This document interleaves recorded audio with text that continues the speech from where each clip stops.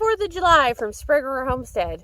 In this week's update, we're going to give you some insight on the last of our fence posts, building expansions, meat chickens, rabbits, and some camping.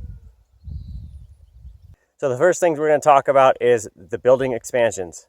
All right, so this big, glorious bunch of dirt is going to be gravelled. This is going to be our extended parking area.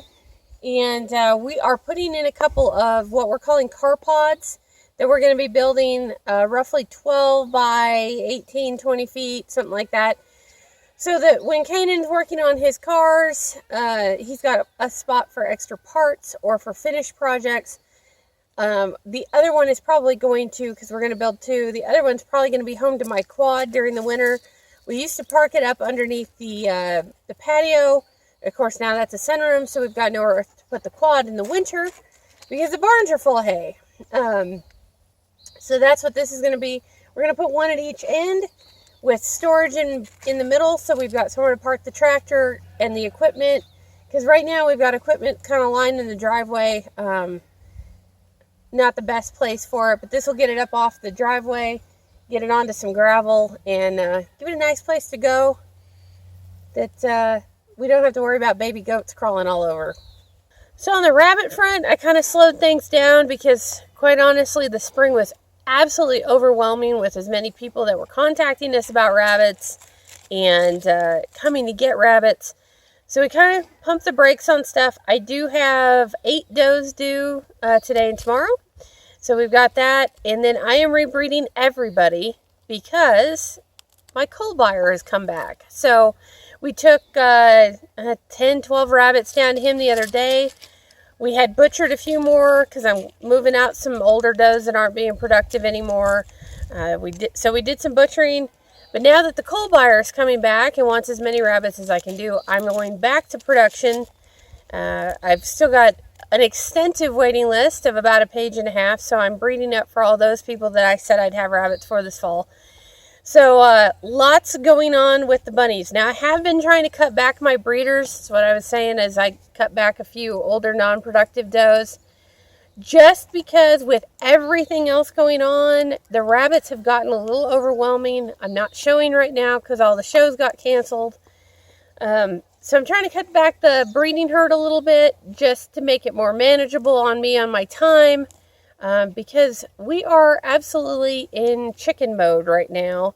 I think Kanan and I talked this morning. We think we have about 300 birds on the farm right now. So now we did mention camping, and what we're going to do is take you down to our new campsites down in our hay meadow. So we have put up 2 campsites here on our property down in the hay meadow on the outskirts of it. And we weren't ready for campers necessarily. We're like, we're going to get that, we're going to get that. Well, then we had a booking show up for July 4th evening. So we're like, hey, great, we'll get to that. And then we got to lunch today, and this is Thursday, the 2nd, and we had a booking for today. So now we're like, we better go get that road ready. So I've got the quad here. I need to get some fence posts to mark off a couple things. I've got a new gate here, one that we just had that we were going to use eventually. And then Nikki's already got the tractor down. I put the bucket on it, put the road box blade grader on the back. Got that all done, and so she's taking off with the tractor. I'm getting the last few pieces here, and then we'll show you kind of down there where our 2 campsites are, and then we'll talk about how you guys can rent those if you're interested. All right, with some fence posts in, let's go for a ride. We'll take you down kind of the back way down, and hopefully we'll find Nikki already down there grading the road. I'll put in the gate, some extra fence posts for kind of keeping out of a ditch area. There's kind of a sneaky ditch down there we're going to try and keep people out of. And then we got to put up some signs for people to be able to find our campsites.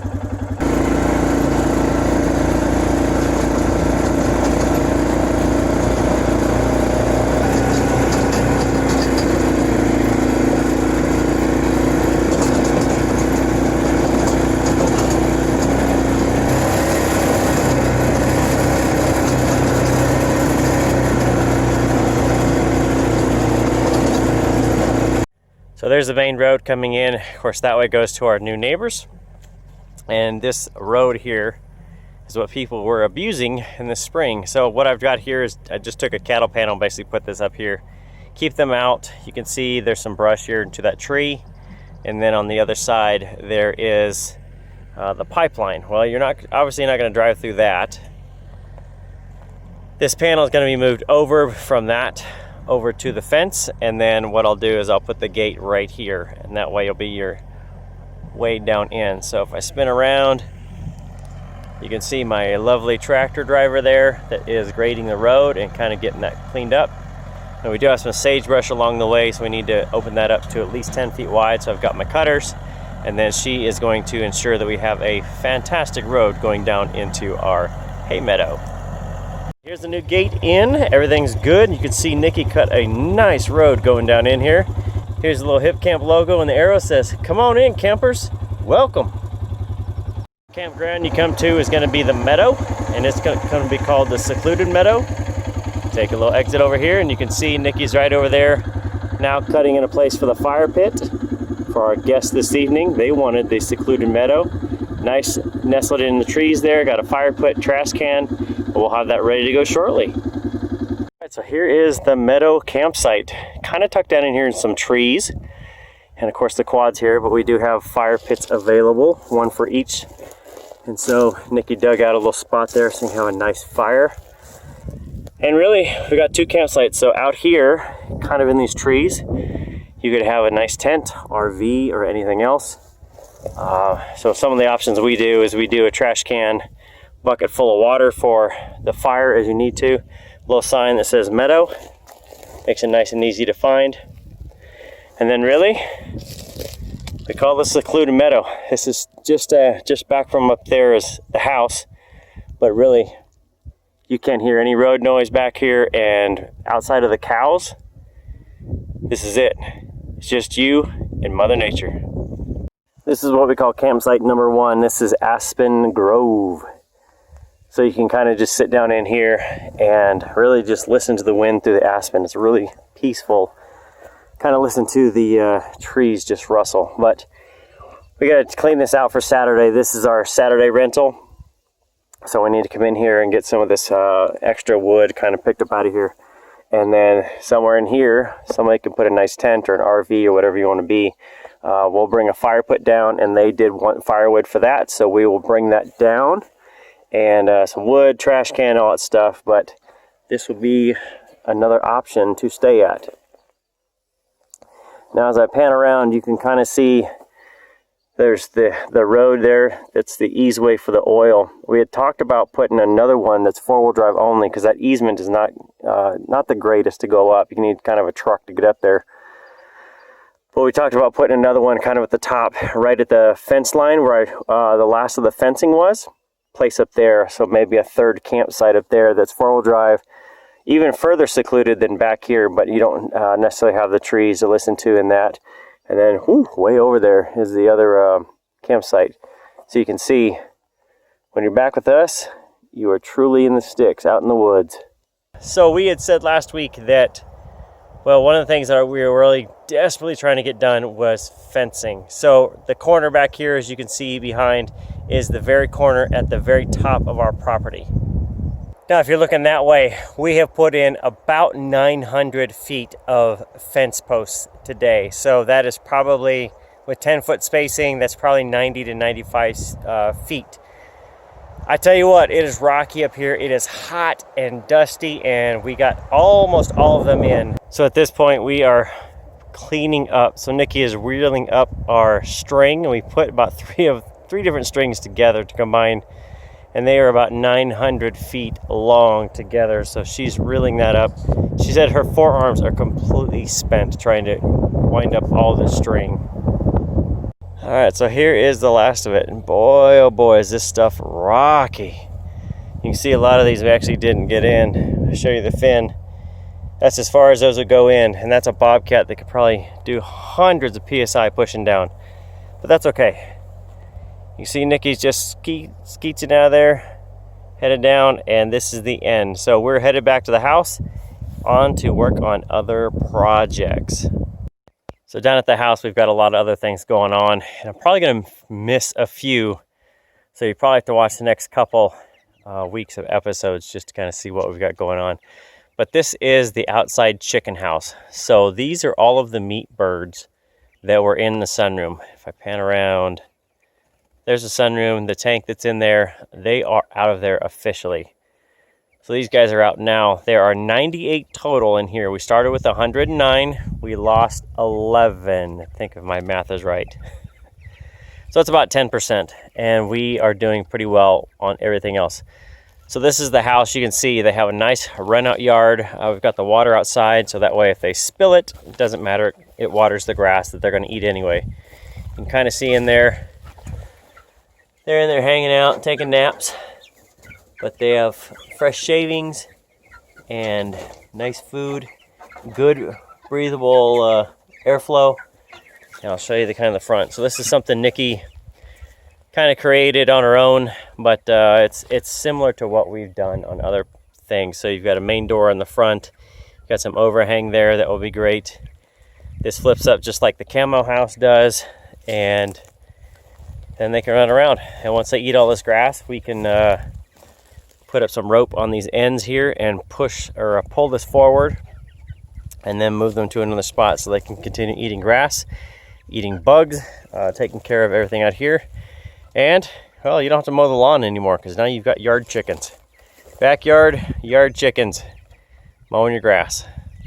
So, Nikki, how do people find out about our campsites and Hip Camp? Well, I think you're going to drop a link in the description, right, on Correct. how to get to our things. So, for people who don't know what Hip Camp is, it's kind of like the Airbnb of camping. So anybody who's got bare land or, an empty cabin sitting on land, or you can even do camping spots in your goat fields if you want. You can go in and you can sign up and you can do that.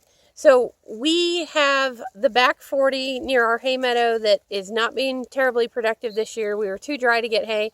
So we did add 2 campsites down there. They're both about 1/8 of a mile apart, so they're not terribly close together. We do a fire pit, trash, and right now we have no bathroom facilities, so you do have to either pack it out or bury it. But that is something we hope, goats stampeding wildly behind us.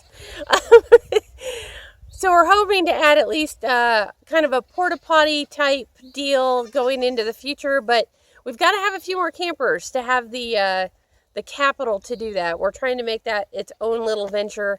Try not to put any more money into it than we need to right now, because of course he's still furloughed and we don't know if he's going to go back to work. So but you can go into Hip Camp, you can look by Sprague River, and we should pop up. We're one of the only ones in Sprague River. And then you can also look it up as Charming Aspen Grove or Secluded Meadow. Or you should be able to look it up by Nikki M, Nikki, and then M. So it should come up with our listings. And we may add a few more. We've got enough property back there that if the 2 that we've listed so far start doing pretty well, you might see some more. So now Nikki mentioned that we do plan to put in some kind of like a restroom facility or a porta potty or something like that. But beyond that, we're kind of open to additions. Now we have talked about doing homestead tours. We've talked about maybe doing some meals. Maybe we grill out up here or something like that. Maybe like a B&B for a breakfast kind of deal. Plenty of options open up. So if rabbit class or for rabbit all the class people who have been asking, maybe a rabbit class this fall. Maybe from breeding to butchering, from A to Z of that, we might do a rabbit class. So what we're looking from you guys watching is if you've ever wanted to come out to the farm for any reason and you're like, oh man, it's just too far for a day trip. But if we had camping, we have camping. You want to come out and stay for the night or something like that. We are looking for your suggestions. What do you think would work? What do you think would be value add for someone coming down here? And we're open to all suggestions, not committing to anything because we still have a lot of work to do. But, you never know. I mean, we may do a farm day where y'all want to come out and dig in the garden with us. We can do that, drive fence posts, clean barns. I'm not saying that I want you in the barn with me cleaning up. But if you're willing to do it, I may take that help from you. And we'll admit, we are not campers. I mean, we live in the woods. So the only camping we do is occasionally we go to the beach. And honestly, if we can get away from here, we're not roughing it.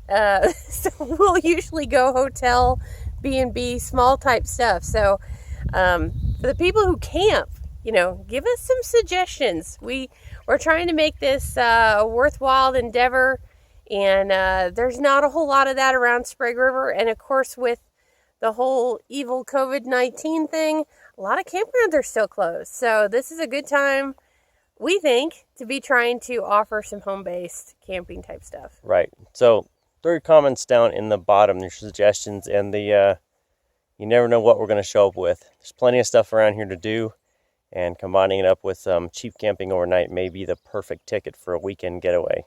So that's about all that's been going on around here. We say all, but it's been dawn till dusk and ibuprofen, and he's been hitting the beer at night. We're hatching, we're breeding, we're working on fences. It's a little bit of everything right now. And I think the big key for us, depending on what the future holds, is that this year we are really trying to make our homestead, if you want to call it sustainable, but almost like a profitable business venture. So we're really trying hard with a lot of different things. And you guys have watched, you probably said, we're doing rabbits, we're doing chickens, turkeys, all that kind of stuff, goats, everything else. We're looking at a lot of our different things we can do in order to make this a full-time business venture. So we're kind of going in a lot of different directions as you're trying to see what does and doesn't work for us. All right, that's it from us from Sprague River Homestead. If you've got questions, comments, insults, leave them down in the bottom. Try and keep them somewhat civil. And we will see you next time. Happy homesteading.